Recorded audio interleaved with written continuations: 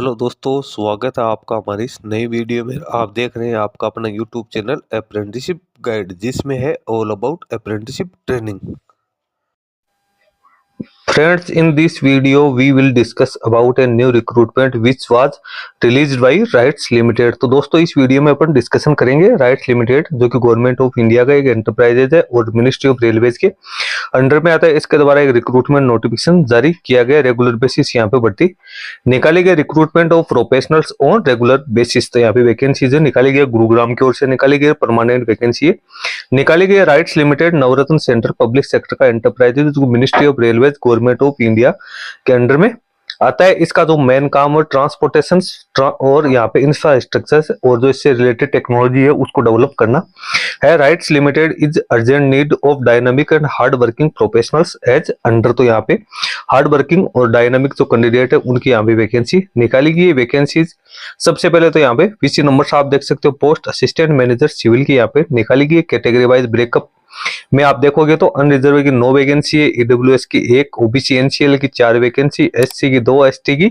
2, total 18 vacancy निकाली गई। अपर age limit general candidate के लिए यहाँ पे 32 ईयर्स है और रखी गई है। उसके बाद में minimum education qualification plus experience क्या रखा गया है, तो इसमें फुल टाइम बैचलर की डिग्री सिविल इंजीनियरिंग में होनी जरूरी है। मिनिमम पोस्ट क्वालिफिकेशन एक्सपीरियंस है 2 साल का होना जरूरी है। जो पोस्ट क्वालिफिकेशन एक्सपीरियंस है वो भी कैंडिडेट को कंस्ट्रक्शन की फील्ड में सुपरविजन का होना यहाँ पे जरूरी है। इसमें training, internship, teaching, academic, fellowship या पीएचडी से रिसर्च से रिलेटेड कोई एक्सपीरियंस है तो उसको यहाँ पे काउंट है, वो नहीं किया जाएगा। इसके साथ ही कैंडिडेट के पास में मिनिमम 60% मार्क्स कैंडिडेट की जो प्रिस्क्राइब एजुकेशन क्वालिफिकेशन है उसमें होने जरूरी। यदि कोई SC, ST, OBC, NCL, physical disable candidate है तो वो 50% मार्क्स है, तो भी इसमें अपना एप्लीकेशन फॉर्म और सबमिट है वो कर सकता है। सिलेक्शन प्रोसीजर की अपने यहाँ पे बात करें तो सबसे पहले तो कैंडिडेट के लिए यहाँ पे रिटन एग्जाम है वो कंडक्ट किया जाएगा। रिटन एग्जाम में 125 ऑब्जेक्टिव टाइप वाले मल्टीपल चॉइस वाले क्वेश्चंस आएंगे, जिसमें कैंडिडेट को 2.5 आवर्स है वो अलॉट किए जाएंगे। यहाँ पे किसी प्रकार की कोई नेगेटिव मार्किंग है वो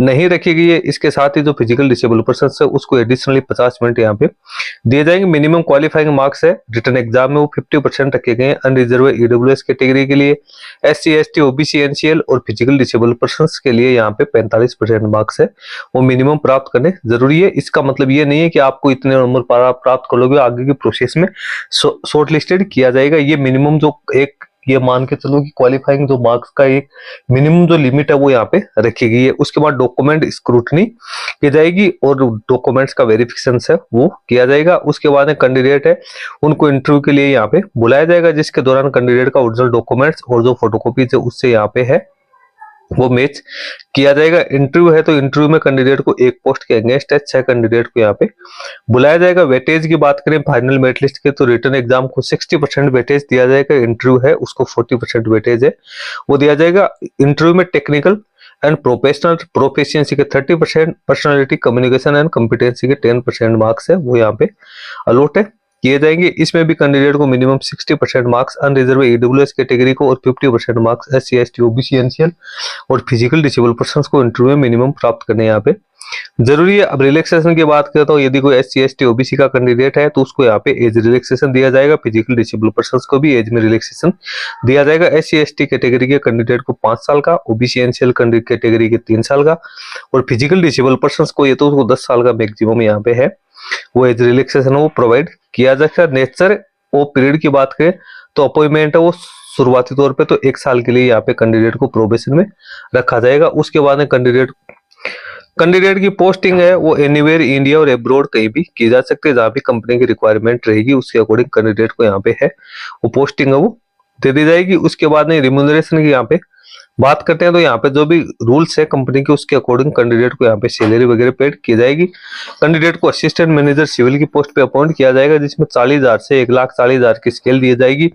ईयरली अपन सीटीसी की बात करें तो आईएनआर में तो 14.46 लाख रुपए कैंडिडेट को यहाँ पे मिनिमम है वो मिलने वाले। इसमें चेंजेस भी फिर आपको वेरिएशन है वो देखने को मिलेगा according to post location.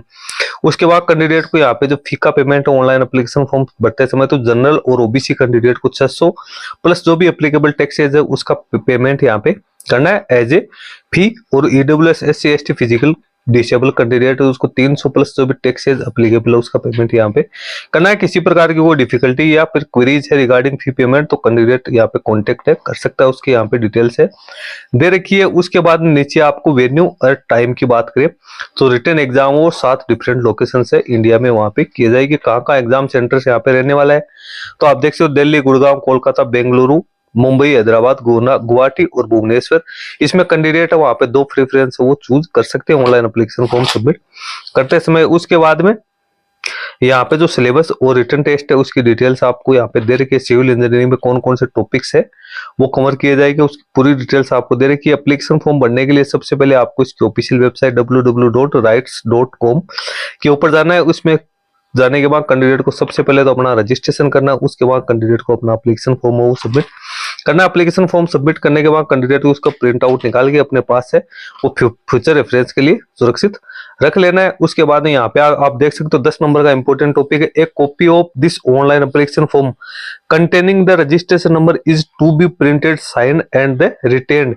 The same is to be submitted on the along with self-attested stamped copies of the following strictly in the following order if called for document verification। यानी candidate को ये application है इसका download करने के बाद इसके ऊपर कैंडिडेट को अपने सिग्नेचर करने हैं। इसके साथ जो ये डॉक्यूमेंट दिखा रखे हैं इनकी सेल्फ अटेस्टेड कॉपी जो वो अटैच करनी है यदि आपको इंटरव्यू के लिए बुलाया जाता है, जिसमें 2 पासपोर्ट साइज की फोटोग्राफ्स है, हाई स्कूल का certificate, proof of date of birth के तौर पे, इसके साथ आपके एजुकेशन क्वालिफिकेशन से जुड़े, एक्सपीरियंस से जुड़े सारे डॉक्यूमेंट्स है, कम्युनिटी से जुड़े डॉक्यूमेंट्स है, पैन कार्ड आपका यहाँ पे लगाना है, proof of identity and address आपको यहाँ पे अटैच है वो करना है। उसके बाद जब यदि आपको डॉक्यूमेंट वेरिफिकेशन के लिए बुलाया जाता है इंटरव्यू के लिए तो आपको ये डॉक्यूमेंट लेके जाने हैं। लेकिन यदि आप उससे पहले क्वालिफाई नहीं कर पाते हो तो आपके लिए कोई जरूरी नहीं है, लेकिन आपको प्रिंट आउट निकाल के अपने पास है वो रखना ही रखना है। किसी भी प्रकार की जानकारी के लिए आप इसकी ऑफिशियल वेबसाइट है उसकी विजिट कर सकते हो। इसमें किसी भी प्रकार का कोई अमेंडमेंट या कोरिगेंडम वगैरह आएगा तो उसकी ऑफिशियल वेबसाइट पे आपको देखने को मिल जाएगा। नीचे यहाँ पे कोई कम्युनिकेशन आपको करना है तो उसके रिगार्डिंग आपको ईमेल आईडी दे रखी है। एप्लीकेशन फॉर्म में 31 जनवरी 2025 से भरना शुरू हो चुका है। एप्लीकेशन फॉर्म भरने की लास्ट डेट 24 फरवरी 2025 रखी गई है।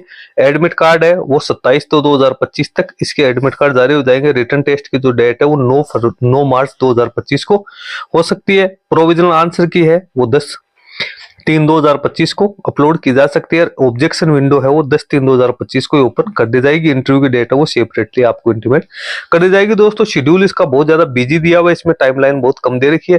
तो जो कैंडिडेट जिनके सब्जेक्ट पे अच्छी खासी नॉलेज है, जिनकी अच्छी खासी पकड़ है, जिनके पास एक्सपीरियंस है तो वो कैंडिडेट इसमें अपना एप्लीकेशन फॉर्म सबमिट कर सकते हैं। हालांकि वैकेंसी है परमानेंट बेसिस वैकेंसी निकाली गई है। कैंडिडेट को इसमें as a engineering assistant manager के तौर पर यहाँ पे पोस्टिंग है वो दी जाएगी। दोस्तों लिंक वीडियो के डिस्क्रिप्शन बॉक्स में डाल दूंगा जहां से आप इसको डाउनलोड करके चेकआउट कर सकते हो। और हाँ दोस्तों यदि आपको वीडियो अच्छा लगे तो आप इसको लाइक शेयर जरूर करना, क्योंकि आपके लाइक शेयर से हमें मोटिवेशन मिलता है और हम भी नए नए वीडियो इसी तरह के आपके लिए लाते रहेंगे। इसका पूर्ण प्रयास हम भी यहाँ पे करते रहते हैं। दोस्तों इस वीडियो में इतना ही, धन्यवाद।